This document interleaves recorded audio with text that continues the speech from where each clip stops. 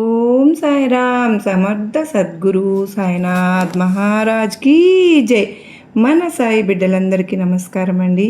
ఎలా ఉన్నారు? ఏం చేస్తున్నారు? మీ అందరూ కూడా సంతోషంగా, క్షేమంగా, ఆరోగ్యంగా ఉండాలని మనస్ఫూర్తిగా సాయినాథుని యొక్క ఆశీస్సులు మనందరిపైన ఉండాలని ఆ సాయిని వేడుకుంటూ ఈరోజు వీడియోని మొదలు పెడుతున్నాను. ఇక ఈరోజు వీడియోలో సాయినాథుని సందేశం ఏంటి అంటే కనుక, బిడ్డ, నువ్వు ఈరోజు మొదట చూడగానే తిరుమల వెంకన్నను తాకి ఈ నెల చివరి రోజు లోపే అంటే నీ కళ్ళల్లో ఉన్నటువంటి కన్నీళ్ళన్నీ కూడా మటుమాయం చేస్తాను, అలాగే నీ మనసులో తెలియనటువంటి ఒక ఆనందాన్ని నింపుతాను అని అంటున్నారు. మరి సాయినాథుని సందేశంలో ఉన్నటువంటి పరమార్థం ఏమిటో తప్పకుండా తెలుసుకున్నామండి. ఇప్పుడే కొత్తగా మన ఛానల్ చూస్తున్నారా? ప్లీజ్ అండి, దయచేసి ఛానల్ సబ్స్క్రైబ్ చేసుకుని వీడియో కనుక మీకు నచ్చినట్లయితే లైక్ చేసి సపోర్ట్ చేయండి. మరి ఇవాళ రోజున ఈ వీడియో మన దాకా వచ్చింది అంటే అది యాదృచ్ఛికంగా జరిగినటువంటి విషయం కాదండి. నిజంగా ఎవరో తెలియదు, కానీ ఆయన భక్తులు విలువెల్లాడిపోతూ కన్నీళ్లతో ఆయన పాదాల చెంత చేరి ఆయనను ఈ సమయంలో ఎవరో దీనాతి దీనంగా ప్రార్థిస్తూ ఉంటారు. కనుకనే సాయినాథుడు ఆయనే స్వయంగా రాలేక ఈ సందేశం రూపంలో భక్తులకు ఇది వినిపిస్తూ ఉన్నారని చెప్పి మనం అర్థం చేసుకోవాలండి. ఒక్క క్షణం ఆగమ్మా, కలవరపడద్దు. నీకు ఈ నెలాఖరి లోపానే అంటే రేపు ఉదయం లోపానే నీకు ఊహించినటువంటి ఒక అద్భుతమైనటువంటి శుభవార్తని తలుపు తట్టేలాగా నేను చేస్తాను.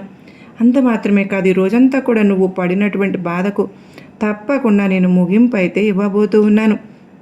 అయితే ఈరోజు నువ్వు చెప్పేటటువంటి ప్రతి మాటను కూడా పూర్తిగా వినాలి. వింటేనే కదా నువ్వు పొందేటటువంటి ఆనందం ఏంటి అనేది నీకు అర్థమవుతుంది. చివరి వరకు నా మాటను ఆలకించే ప్రయత్నం చెయ్యి. బిడ్డ, ఎన్నాళ్ళుగానో ఒక విషయం గురించి నువ్వు బాధపడుతూ ఉన్నావు. దాని గురించే కదా నీ చింత. నీకు దాని నుంచి ఎన్నో ఇబ్బందులు కలుగుతాయేమో అని భయపడిపోతూ ఉన్నావు.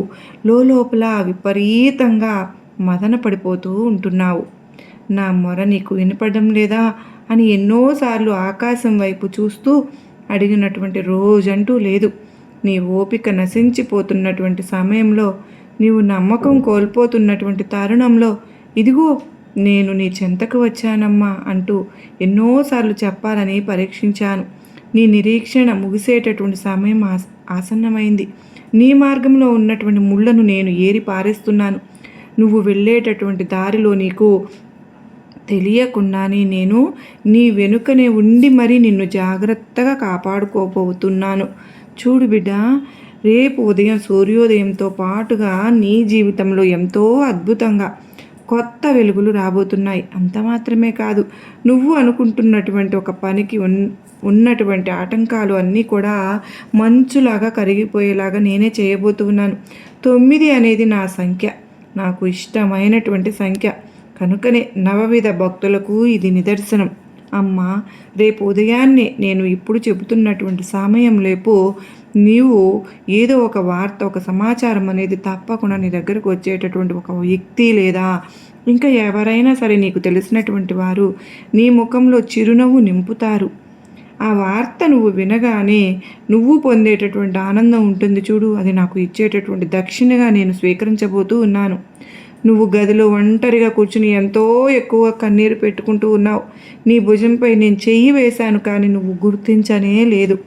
అయితే నన్ను ఎవరు కూడా అర్థం చేసుకోవడం లేదు అని చెప్పి నువ్వు బాధపడుతూ ఉన్నప్పుడు నీ ఆత్మలో నేను అడుగడుగునా కూడా ధైర్యాన్ని నింపాను. ఇకపై ఆ కన్నీరు అనేది ఆనంద బాష్పాలుగా తప్పకుండా మారబోయేటటువంటి క్షణం అనేది రాబోతుంది.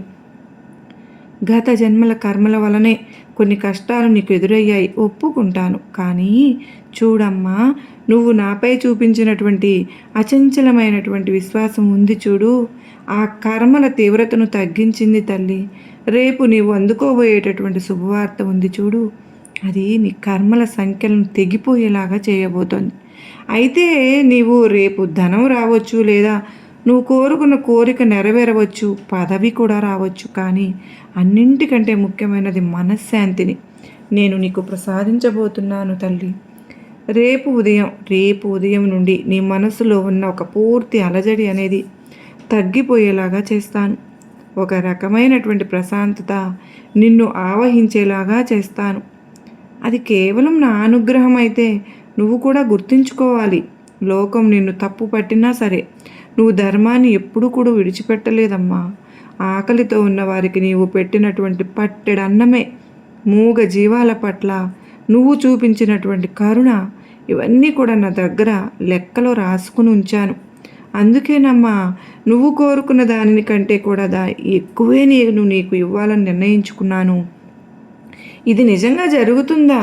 ఇదంతా కూడా నాకు అంటే ఒక సందేహంలాగా అనిపిస్తుందని చెప్పి నువ్వు అనుకోవద్దు. నా మాట ఎన్నడూ కూడా అసత్యం కాదు. చూడు తల్లి, నేను ఈరోజు నీకు ప్రమాణం చేసి మరీ చెప్తున్నాను. నీ కష్టాలు తీరే రోజు రేపటి నుండే ప్రారంభం. రేపు ఉదయం 9 లోపు నువ్వు పొందే ఒక విజయం ఉంటుంది చూడు, అది నీ జీవితంలో రాయిలాగా తిరిగిపోతుంది, మైలురాయిగా ఉండిపోతుంది. రేపు ఉదయం నిద్ర లేవగానే నా నామాన్ని ఒక్కసారి స్మరించు. ప్రశాంతంగా నీ పనులు నువ్వు చేసుకుంటూ ఉండు. ఎవరితో కూడా వాదించే ప్రయత్నం చేయవద్దు. నువ్వు ఎవరి కోసమైతే ఎదురు చూస్తూ ఉన్నావో ఆ శుభం నీ దగ్గరకు నేనే పంపిస్తాను. చూడమ్మా, భయం అనేది విడిచిపెట్టు. నేను ఉన్నానుగా. నీ భారమంతా నాపై వేయమ్మా, నేనే చూసుకుంటాను. రేపు ఉదయంలోపు ఆ శుభవార్త నువ్వు విన్న తర్వాత నువ్వు పొందే ఆ తృప్తిని చూసి నేను ఎంతగానో మురిసిపోతాను. నువ్వు ఎల్లప్పుడూ కూడా చల్లగా ఉండాలి, సంతోషంగా ఉండాలి. చూడు తల్లి, ఈ లీలలను నువ్వు పూర్తిగా విన్న తరువాత నీకు నా సంపూర్ణ ఆశీస్సులు దక్కుతాయి. ఇలాంటి మరిన్ని ఎక్కువ మాటలను నువ్వు ప్రతిరోజు కూడా ఆలకిస్తూ ఉండాలి. ఆలకించడమే కాదు, ప్రతి ఒక్క మాటను కూడా నువ్వు గుర్తు పెట్టుకుని పాటించే తీరాలి. నీ మనసులో ఉన్నటువంటి ఆలోచనలు, గందరగోళాలు అన్నీ కూడా పూర్తిగా సమసిపోవాలి. నీకు ఎప్పుడూ కూడా అంటే నీ మనసులో తెలియకుండానే ఏదో అలజడి నిన్ను వెంటాడుతున్నట్లుగా నీకు అనిపిస్తూ ఉంటుంది. కానీ నువ్వు మాత్రం నీ చుట్టూ ఎవరున్నా, ఎంతమంది ఉన్నా వాళ్ళని నమ్మడం లేదు. నిజమే, నువ్వు చేస్తున్న పని గొప్ప విషయమే. ఎందుకంటే ఇప్పటివరకు చాలామంది వ్యక్తులతో నువ్వు మోసపోయావు. నమ్మినటువంటి వ్యక్తులు నిన్ను దారుణంగా మోసం చేశారు. అయితే నీ జీవితంలో జరుగుతున్నటువంటి అంటే నీ కళ్ళకు గంతలు కట్టి నిన్ను బలిపశువులాగా చేసుకుని చాలామంది వ్యక్తులు కూడా నిన్ను వాళ్ళ అవసరాలకు వాడుకున్నారు అని నేను కూడా చూస్తూనే ఉన్నాను. బిడ్డ, నువ్వు పడిన మోసం ప్రతిసారి కూడా ఎంత బాధను, కన్నీళ్లను దిగమింగుకున్నావో నాకు తెలియంది కాదు. నీ బాబాను అన్నీ చూస్తూనే ఉన్నానమ్మా. కానీ నీకు ఆ బాధ నుంచి బయటపడవేయడానికి ఈరోజు నేను ఆ వెంకన్న సాక్షిగా చెప్తూ ఉన్నాను. కొంతమంది వ్యక్తులు నీ ద్వారా లబ్ధి పొందారు కదా, మరి వాళ్ళు నీ గుండెను మరింత వేగంగా అంటే కొట్టుకోవడం అయితే ప్రారంభమైంది కదూ. ఇవన్నీ కూడా నిజంగానే నా జీవితంలో జరిగాయి. ఇవాళ రోజున మీ నోటి వెంట నేను వింటూ ఉంటే ఒక్కొక్క మాట నా కంట్లో నీళ్లు వస్తున్నాయి బాబా అని చెప్పి అంటున్నావు కదూ. నేను పదే పదే ఇలా ఎందుకు చెప్తున్నానో తెలుసా తల్లి? నువ్వు ఎవరినైతే గుడ్డిగా నమ్మావు, ఎవరి కోసమైతే నీ కడుపు మార్చుకుని మరీ సహాయం చేశావు, వారే నీ వెనుక గోతులు తవ్వారు. ఆ వెన్నుపోటు పొడిచినటువంటి వ్యక్తులు కూడా నీకు పదే పదే జ్ఞాపకం కూడా వస్తున్నారు. కానీ భయపడవద్దు. రాబోయే రోజుల్లో తప్పకుండా నీ తలరాత పూర్తిగా మారిపోయేలాగా నేను చేస్తాను. నీ శత్రువులు పునాదులు కదిలిపోయి నిన్ను ఒక రాజులాగా, ఒక రాణిలాగా తలెత్తుకుని నిలబడేటువంటి అద్భుతమైన మహర్దశను మొదలు పెట్టబోతున్నాను. చూడు తల్లి, నువ్వు ఎవరికి దూరంగా ఉండాలో, ఎవరికి దగ్గర అవ్వాలనేది నేను నిర్ణయిస్తాను. నీ కర్మలు తొలగిపోయి అదృష్టం వరించడానికి మరెంతో సమయం లేదు. చాలా దగ్గరకు వచ్చావు. కర్మ ఫలితాలన్నీ ఇప్పటికే అనుభవించేశావు. చూడుమ్మా, నువ్వు ఎప్పుడు కూడా భక్తితో, మంచి మనసుతో అన్ని రకాల సమస్యలను కూడా ఓర్పుతో ఎదుర్కొన్నావు. నేను నిజంగా నిన్ను అభినందిస్తూ ఉన్నాను. ఇక నా మాటలను నీ హృదయానికి హత్తుకునేలాగా వింటూ ఉన్నావు కదూ. నీ జీవితంలో జరిగిన విషయాలు, జరగబోయే విషయాలు కూడా చెప్పాను కదా. చూడు తల్లి, నీ మెదడు చాలా చురుకైనదమ్మా. ఇంత మాత్రమే కాదు, నీ యొక్క మాటలు కూడా ఎదుటి వ్యక్తులను ఎంతగానో ఆకర్షించేలాగా ఉంటాయి. ఇక నువ్వు ఒంటరిగా ఉన్నప్పుడు నువ్వు అనుభవించిన నరకం అదంతా కూడా నాకు బాగా తెలుసు. నీ పాత జ్ఞాపకాలను తలుచుకుంటూ ఎన్నిసార్లు గుండెలు పగిలేలాగా నువ్వు ఏడ్చావు. నేను ఎవరికి ద్రోహం చేయలేదు కదా బాబా, ఎవరికి చెడు తలపెట్టలేదు కదా, అందరూ బాగుండాలని కోరుకున్నాను కదా బాబా, మరి నాకు ఎందుకు ఇటువంటి వ్యక్తులను అవకాశాలను ఇస్తున్నాడు అని నువ్వు ఆకాశం వైపు చూస్తూ, నా వైపు చూస్తూ ఎన్నిసార్లు కన్నీళ్లు పెట్టుకున్నావో నాకు బాగా తెలుసు. నీ చేతిలో ఉన్నటువంటి ఆఖరి రూపాయి కూడా కష్టంలో ఉన్న వారికి తీసి ఇచ్చేటటువంటి గుణం అమ్మ నీది. నువ్వు కష్టాల్లో ఉన్నప్పుడు, నువ్వు ఆపదలో ఉండి కాస్త సహాయం అడిగినప్పుడు ఎవ్వరు కూడా నీకు సహాయం చేసినటువంటి వ్యక్తులే లేరు. ఎవరు కూడా చులకనగా చూశారు తప్ప నీకు సహాయం చేయాలనేటువంటి ఆలోచనలో లేరు. పగలు రాత్రి కష్టపడిన సంపాదనతో నువ్వు హాయిగా బ్రతకలేకపోతున్నావు. ఇది నిజమా కాదా చెప్పు. నువ్వు నీ మనస్సును అడిగి చెప్పు ఒక్కసారి. ఈ విషయానికి వస్తే నీకు వెన్నుపెట్టు పొడిచింది ఎవరు? నీ ఎదుగుదలను అడ్డుకుని నువ్వు బాగుపడుతుంటే చూసి ఏడ్చినటువంటి ఆ రాక్షసులు ఎవరు అనేది కూడా, నీతో మంచిగా ఉంటూనే నీ వెనుక గోతులు తవ్వుతున్నటువంటి ఆ వ్యక్తులు వేరు ఎవరో కాదమ్మా, నీ అత్యంత సన్నిహితులే కావచ్చు. అయితే వారిని నువ్వు గుర్తుపట్టి వారితో దూరంగా ఉండు. నీ ఆలోచనలకు ఇక్కడి నుండి పూర్తిగా విరామం చెప్పు. నీ అంత మంచివారు లేరు అని చెప్పి నీ ముందు పొగుడుతూ ఉన్న వారిని మాత్రం ఇక కట్టిపెట్టు. నీ వెనకాల ఎవరైతే నిన్ను పొగిడారో వారే గోతులు తవ్వుతున్నారు కనుక వారిని గుర్తించు. ఇంకా చెప్పాలి అంటే నీ జీవితం రాబోయే రోజుల్లో అద్భుతమైనటువంటి ఆనంద నిలయంలాగా నేను చేయబోతూ ఉన్నాను. చూడు తల్లి, నువ్వు పనిచేసే చోట కావచ్చు, వ్యాపారంలో నీకు సహాయం చేస్తున్నట్లుగా నటిస్తూ వారు కావచ్చు, లేదా నీ పై అధికారులు కూడా కావచ్చు, నీ యొక్క పేరు ప్రతిష్టలకు భంగం కలిగే విధంగా కావచ్చు. కొంతమంది వ్యక్తులు నానా రకాలుగా మోసం చేయాలని చెప్పి ప్రయత్నిస్తున్నారు. వారి ఆటలు ఏవి కూడా నేను ఆడనివ్వను, ఆడించేలాగా చేయను. నీ రహస్యాలను ఎవరికీ చెప్పుకోవద్దు. నీ రహస్యాలను వారికి ఆయుధాలుగా నువ్వే ఇవ్వవద్దు. శత్రువుల యొక్క ఆట కట్టించడానికి, నీ కన్నీళ్ళకు ప్రతిఫలం ఇవ్వడానికి నేను ఒక గొప్ప మాయ చేయబోతూ ఉన్నాను. కలత చెందవద్దు. నేను చెప్పాను కదా, రాబోయే రోజుల్లో నీ జీవితంలో ఒక సునామీ లాంటి అద్భుతమైనటువంటి శుభవార్తల వర్షాన్నే కురిపించబోతున్నానని. నీ జీవితంలో రాసి పెట్టుకో తల్లి. ఇలాగే రేపటి నుండి మొదలయ్యేటటువంటి కొన్ని పనులు నీకు కొంత విచిత్రంగా అనిపిస్తాయేమో. ఉదయం లేవగానే నీ మనసులో ఒక బలమైనటువంటి ఆలోచన మొదలవుతుంది. ఎవరి పట్ల అయితే గుడ్డిగా నమ్మే వారి పట్ల నీకు ఒక బలమైనటువంటి అనుమానం మొదలవుతుంది. ఇక నీ కళ్ళ ముందు ఒక చిన్న సంఘటన కూడా జరిగేలాగా నేను చేస్తాను. వారి అసలు రంగు నీకు చూపిస్తాను. నువ్వు మాత్రం ప్రశాంతంగా ఉండు. ఎవరితోనూ కూడా గొడవ పడవద్దు. అలాగే ఈరోజు నీకు వచ్చేటటువంటి ఒక ఫోన్ కాలు లేదా ఏదైనా సరే ఒక సందేశం ఊహించినటువంటి శుభవార్తగా మారుతుంది. ఇక కొంతమంది వాళ్ళ దిమ్మ తిరిగిపోయి మైండ్ బ్లాక్ అయిపోయేటట్టుగా నీకు దక్కేటటువంటి మహర్దశ దక్కేటటువంటి సంతోషకరమైనటువంటి జీవితాన్ని చూసి కొంతమంది వ్యక్తులకు చాలా ఎక్కువగా కోపం కూడా వస్తుంది. ఇక ధనానికి సంబంధించినటువంటి విషయాల్లో కూడా నీకు మంచి లాభాలు ఎదురవుతాయి. అంత మాత్రమే కాదు, ఈ రోజున డబ్బుకు సంబంధించినటువంటి విషయాల్లో నీకు కొంతమంది వ్యక్తులు కూడా సహాయం అనేది చేస్తారు. దయచేసి విను. రేపటి నుండి ఒక్క రూపాయి ఎవరికి కూడా నువ్వు అప్పుగా ఇవ్వవలసిన పని లేదు. ఎవరికి కూడా అంటే మధ్యవ్యక్తిగా నిలబడి నేను అది చేస్తాను ఇది చేస్తాను అని చెప్పి నీ నుండి ఎవరికి కూడా ఎటువంటి సపోర్ట్ను ఇవ్వవలసిన పని లేదు. అలా ఎందుకు సపోర్ట్ అనేది ఇవ్వడం వల్ల మళ్ళీ తర్వాత నువ్వు మాట నిలబెట్టుకోవడం కోసం ఎన్నో ఇబ్బందులు పడవలసి వస్తుంది.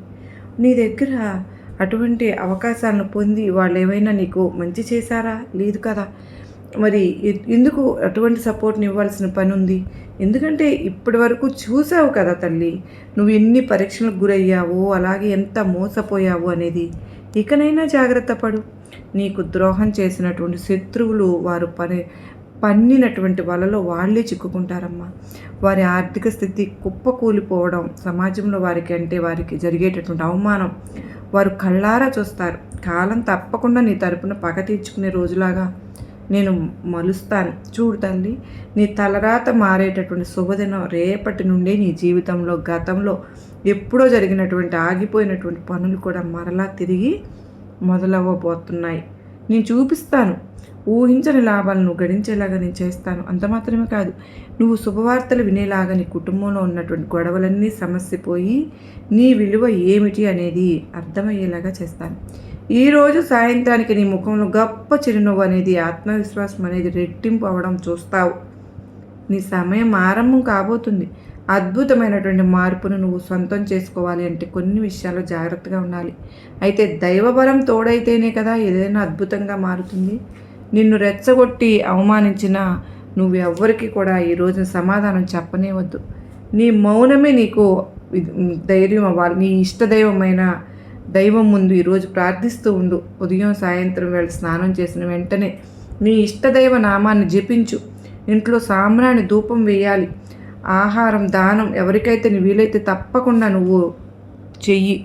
తల్లి, ఆకలితో ఉన్నవారికి నీ చేతులతో అన్నదానం చేసే ప్రయత్నం అయితే చెయ్యి. అవన్నీ కర్మలను దూరం చేస్తాయి తల్లి.